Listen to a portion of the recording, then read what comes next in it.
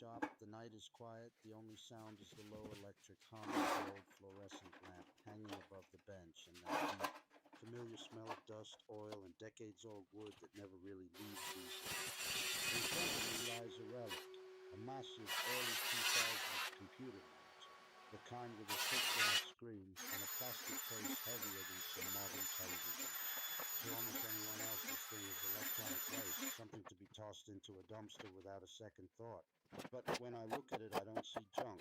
I see a perfect 250 millimeter disc of crystal clear acrylic that has been hidden from the world for 20 years, just waiting for the moment it gets to spin again.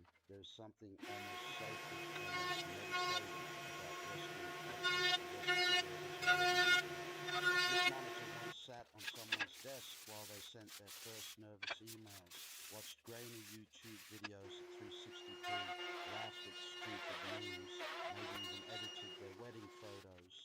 It was part of countless small human moments, and now every circuit board, every screw, every tired capacitor inside it is dead, except this one piece of acrylic that is still flawless. Tonight, that forgotten piece becomes the heart of a real workshop machine, a disc sander that will quietly, faithfully smooth wood long after both it and I are gone.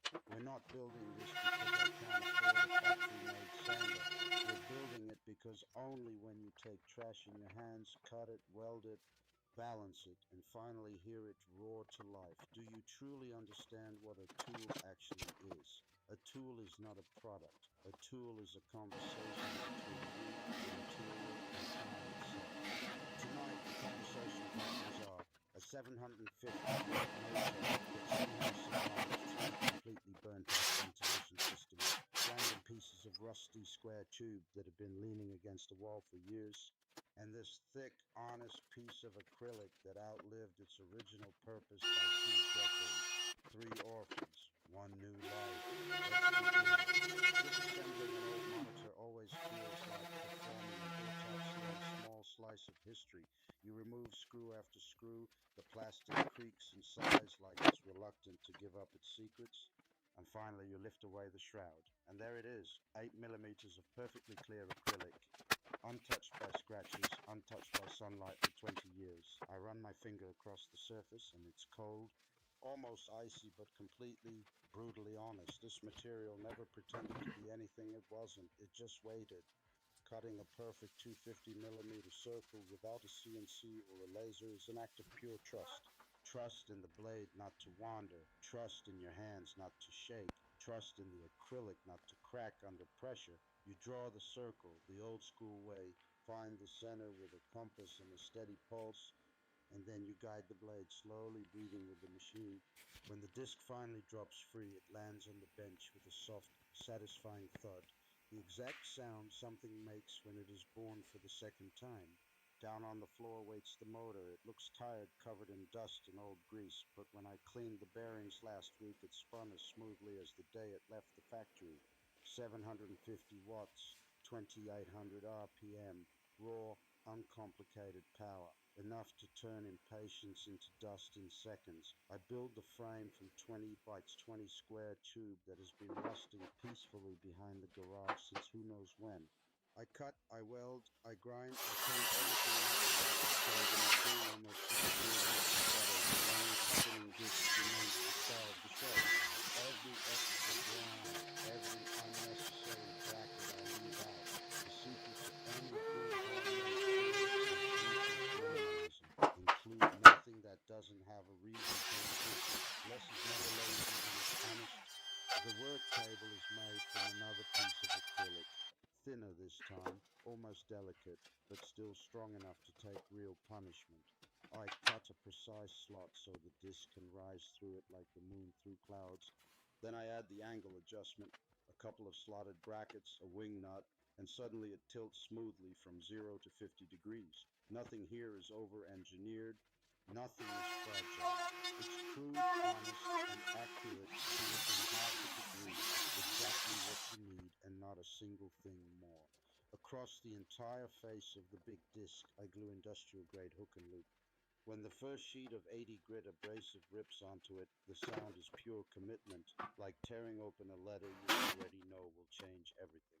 Under the table, I weld a simple 50mm dust port aimed directly at the point where wood meets grit. Later, when a shop vac is connected, the storm of sawdust will vanish before it even learns your name. Clean work is respectful work. First power-up is always the moment of truth. The disc wakes, slowly finds its balance, then suddenly screams into full voice. For a split second, I'm afraid the acrylic will explode into 1,000 shards, but it doesn't. It just sings. I take a rough piece of oak that has been sitting in the corner since last winter and press it gently against the spinning surface. Centuries of growth, storms, sun, and wind disappear in warm golden snow that gets sucked away instantly. There is a deep, almost spiritual peace in that moment, watching time itself being erased while simultaneously creating something smooth, something new, something that will probably outlast me by another century. I switch to 240 grit and run the same board again. One more pass, and the surface feels softer than skin, warmer than skin, alive in a way no piece of fresh lumber ever feels. This machine doesn't simply remove material. It removes noise from life. It removes hurry. It removes every excuse we ever had for doing things halfway. It is thousands and thousands of tiny, deliberate, controlled destructions, all moving. Every tool we build with our own hands carries a piece of ourselves. In the slight troubles we manage to eliminate, in the small asymmetries only we will ever notice. Factory machines are perfect, cold, interchangeable, soulless. This S-turn sander has my fingerprints in every corner, my tired late-night welds, my quiet stubbornness that refused to give up when something didn't fit the first time. That is how you know it is truly alive. Years from now, long after I'm gone, someone else will walk into the shop, flip the green button, and hear the same low growl rise into a scream. They won't know my name. They might not even know the story of the old monitor that gave us life, but they will feel the patience, the care, the thousands of small decisions spinning at 28